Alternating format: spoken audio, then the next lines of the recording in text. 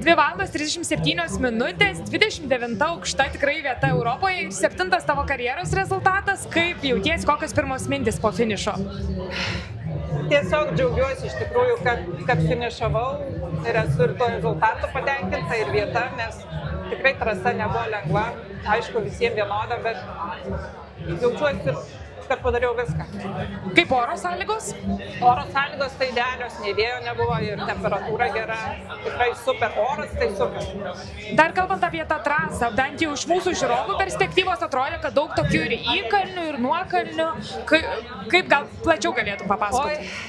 Bėgant tai toks buvo pyktelėjimas, galvoju, kalnas, pakalnė, posūkis, tai tikrai trasa sunki, sakyčiau, nes pirma pusė tokia kažkiek gal lengvesnė, bet čia link finišo bėgant, jau užbaigiant tą ratą, tai tiek nukirzdavo, kad įbėgi į tą sekantį ratą ir galvoju, viskas jau nebegaliu, bet paskui kažkiek įsibėgi vėl ten. Tokia trasa, kur nebuvo lygios vietos, nebuvo, kad galėtum tą savo tolygų greitį laikyti. Tai kas man dar jautėsi posūkiai, nes čiurnas pradėjo skaudėti, tai taip atsargiai sukdavau jau. Ir nuo tų kalnų jau likus 2 ratam pradėjo net ir blauzda šiek tiek traukti ir pėdas, tai tokia pėdom tiesiog jau bėgu, galvoju, baisu net kažkiek greitėti ir vytis priešais esančią, nes o jeigu sutrauks visai nepabėgsiu. Tai taip stengiausi taktiškai bėgti. Iš pradžių grupelį laikiausi, kiek buvo įmanoma.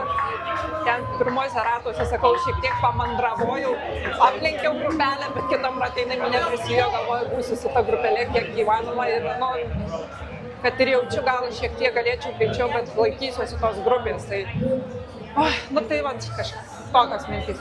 O tai, kad net 8 ratus teko sukti, smagu, patinka sukti tose pačiose vietose ar kaip tik atsibosta? Man visai patinka iš tikrųjų, nes kažkaip, užbaigi ratą ir galvoju, dar ten vienas liko.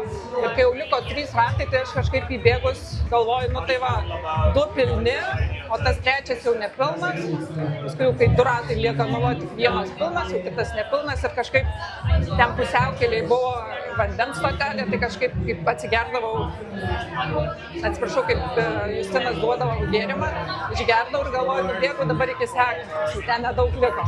Tai kažkaip susiskadžiu, man visai ratais patinka, nes COVID laikais esu bėgus 20, gal 4 ratus, tai čia tie 8 neišgąsdino. Prieš čempionatą rašei socialiniuose tinkluose, kad šiuo metu bėgimas tau teikia bene didžiausią laimę per tavo visą ilgą karjerą. Kas to paslaptis, kaip pati manai, ir kaip apskritai pavyksta tokią ilgą ir sėkmingą karjerą turėti? Nežinau, kažkaip kaip patinka, ką darai, tai aš manau ir pavyksta ilgą laiką bėgioti. Būna tų ir sunkių momentų, bet vis tiek grįžti pasimokęs ir kažkaip, nežinau, tiesiog svarbu, kad darai tai, kas patinka, o tų sunkumų visiems būna. Jūs esate ir trenerė ir asmeninis rekordas buvo prieš 10 metų, tada įvyko dar 2 rekordai, 2 vaikai, po jų grįžtat, bėgot Europos čempionate top 30, tai žmogaus galimybės yra tiesiog neišsemiamos. Aš manau, kad tikrai šiais laikais amžius neriba ir sakau, kiek bus noro ir kiek sveikata leis, tai tikrai bėgiosiu. Aišku, nuo maratono nuo karto norisi pailsėti, nes tikrai varginanti ta rungtis, bet šiaip sportuosiu visą gyvenimą, o aukštus rezultatus rodysiu, kiek ta sveikata leis. Ačiū.